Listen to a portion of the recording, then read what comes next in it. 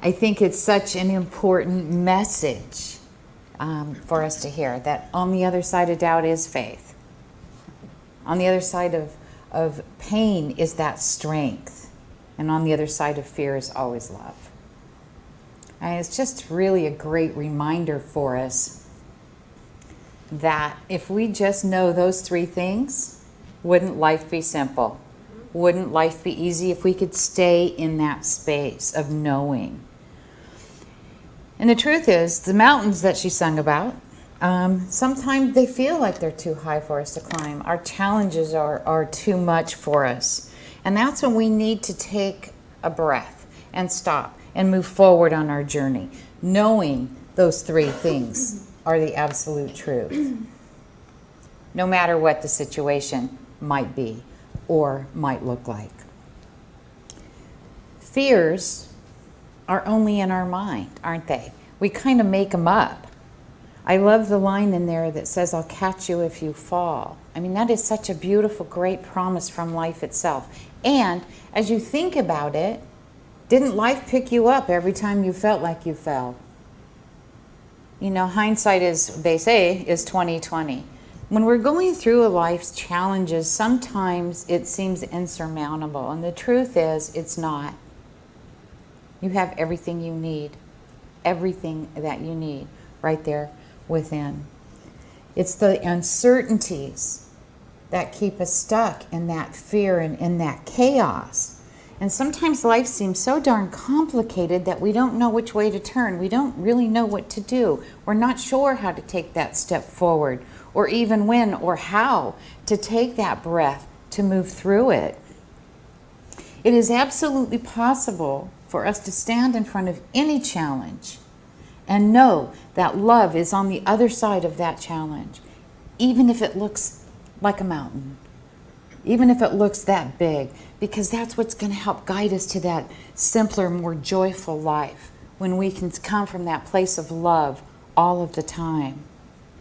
Now, a simple life, to me personally, means eliminating all the unnecessary stuff, the chaos and the drama, so I can experience that peaceful life, to fulfill my life, my soul's desire, and that is to love and to recognize our oneness with all and everything. To spend my time doing what's important to me. It means getting rid of all those unimportant things that I do or that I spend my time on, so I can spend my time with people I care about and things that I really love to do. It means letting go of clutter, both literally and metaphorically. And that way we're only left with what is valuable in our life, what is of value to us personally. And when we can do that, we're promoting that enjoyment of life. We're keeping things simple, and we're keeping ourselves and our lives authentic. As we find ways to inspire our sense of the sacred in every day, we will find that we are blessed on every step of that journey. We're able to realize the value and the gift of every single experience in our life, no matter what we call it, whether we call it good or inconvenient. At the same time, getting to that place of simplicity and letting things go isn't always an easy task. And I think we all kind of know that. So it's important that we remember this is not a destination, it's a journey. And sometimes on our journey, as you probably have found out, it's 2 steps forward, maybe 1 back. And that's part of being human, right? And so what do? We're called to move back into that faith. We're called to move into our strength and to be in that place of love. Linda Manassi Buell wrote this: when you learn how to say yes to the things you want in your life and no to the things you don't want, your life becomes simpler. And that sounds so easy, doesn't it? However, when we're so used to saying yes and yes and yes and yes and yes, saying no can be trying. However, if we want to release everything that we feel is holding us back, we have to learn to say no, and we have to learn to go within and know what's for our best and our highest. And one of the most important things we can do is to let go of the things that bring us down. Trust in life. Love with all your heart. How many of you would stand in front of an arrow? Right? We can, and sometimes I know it feels like that. Trust life, though. Even with the doubts that we carry, it behooves us to remember that on the other side of that doubt is absolutely faith. I mean, you think about it, every single morning you wake up, and we have that faith that we'll be doing so, and the sun rises. We expect it without even thinking about it. We have that faith that is what it's going to be. Experience tells us that that is so. And the truth is this, doubt is something that I would be willing to bet darn near every person on this planet experiences at some level, at some point. And I'm an advocate of doubt. I think doubt is really important because that's exactly how we start that process of establishing faith. When I was a child, and I've probably shared this story, as a child I attended a church that wasn't really open to children in particular being inquisitive, asking questions. Well, if you doubted anything that somebody said and had the audacity to ask questions like why or how is that possible, they almost considered that sinful. Truly. You were told not to doubt what you were told and believe everything that you're told because I said so. You learn very quickly not to inquire, not to ask questions, just to sit there and go, okay. You don't have to believe it, right? Not inwardly. And I'll tell you, none of my doubts, none of my questions ever got answered. And what a gift. You know why that was a gift? Because as it turned out, as I got a little bit older, I took the initiative to begin to study, to begin to read, to find out for myself what was truth for me. Without those doubts, I may not have ever done that. And my guess is you're in that same place. Being inquisitive, asking questions, those are the inevitable, essential parts of establishing our faith. Ask questions. Inquire. Don't believe anything you're told. That's the only way to find your own truth.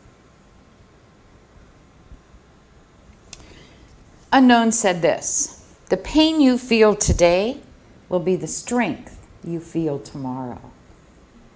Sometimes we forget that pain that we go through is necessary, it's helpful. And sometimes it feels like when it rains, it pours, doesn't it? Which is pretty much a fitting statement for the events that have been taking place in our world right now. On the outside, it may seem catastrophic. However, in reality, life is teaching us. Life is giving us an opportunity to understand our own personal strength and our faith in life. And the truth is this, we become more adaptive to our painful emotions through these experiences. Now, I am not saying that we are invulnerable to them, far from it. What I am saying is that the knowledge that we gain through our struggles allows us to face those future struggles more efficiently, more effectively, with a more open heart, with greater strength, with greater faith, because we can see on the other side. When life gives us challenges, it helps us to fully experience our human emotions instead of stuffing them down and pretending they don't exist. As we experience those human emotions, our heart opens. Isn't that what we're here to do, is have an open heart, live authentically, live in integrity, be who we are at our core? And it allows us to challenge, when our heart cracks open like that, it allows us to challenge our hard and fast thoughts, ideas, beliefs, perspectives. Life isn't always going to be in a downward spiral. That is the truth, and I know it without question. Don't doubt that one. You can laugh. Don't doubt that. Thank you, Nathan. When it is, however, you can find ways to focus on the positive instead of on the negative. Perspective plays a key role in acceptance of life as it is in this particular moment. And if you don't like the way something currently looks, have faith that it will change. It always does. Isn't that the truth? It always changes. Each experience, each moment that we have is precious and dear. So we don't want to spend it in that negative space. Learn to make the best out of even what you consider the worst circumstances. Look for the good. Praise the good in it. You may be amazed at the power and the wisdom and the strength that you gain by seeing each one of those experiences as a pathway to growth.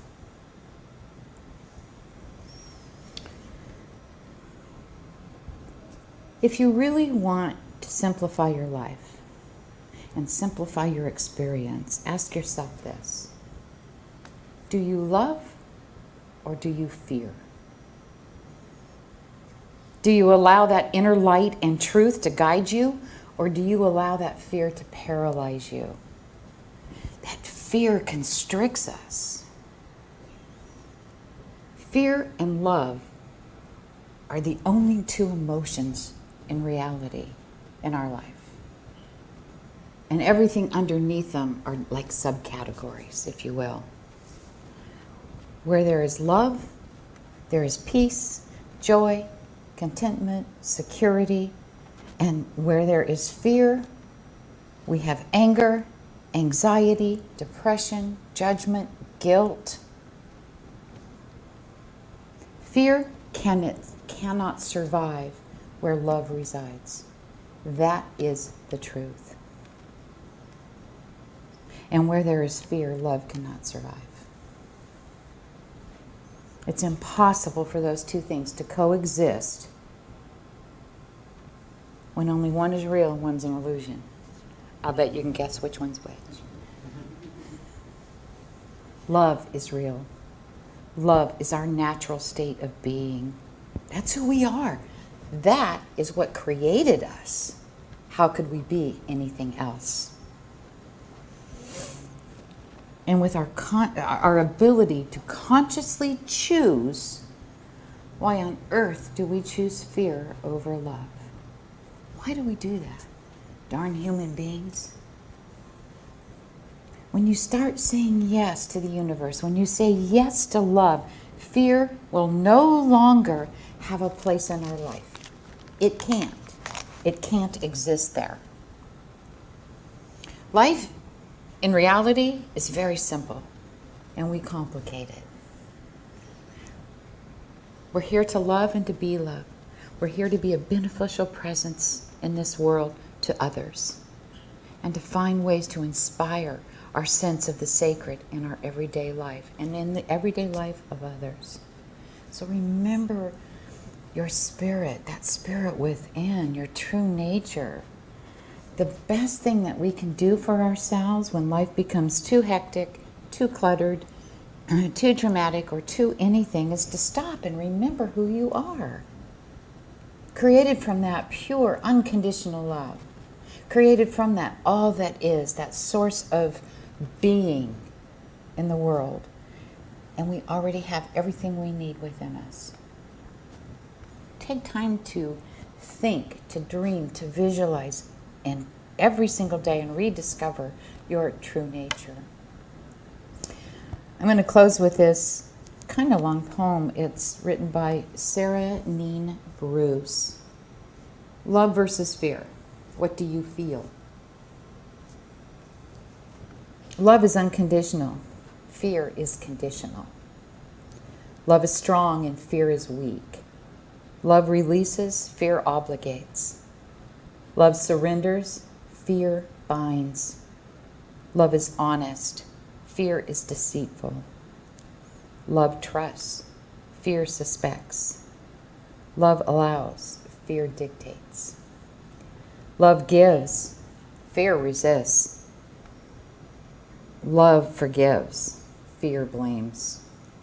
Love is compassionate, fear pities. Love chooses, fear avoids. Love is kind, fear is angry.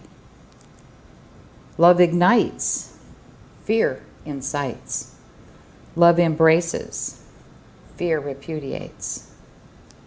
Love creates, fear negates. Love heals, fear hurts. Love is magic, fear is superstitious. Love energizes, fear saps. Love inspires, fear worries. Love is patient, fear is nervous. Love is brave, fear is afraid. Love is relaxed, fear is pressured. Love is blind, fear is judgmental. Love respects, fear disregards. Love accepts, fear rejects. Love dreams, fear schemes. Love wants to play, fear needs to control. Love enjoys, fear suffers. Love frees, fear imprisons. Love believes, fear deceives. Love wants, and fear needs. Love versus fear. What do you feel? Something to think about. And thank you for being here this morning while I shared this truth as I understand it.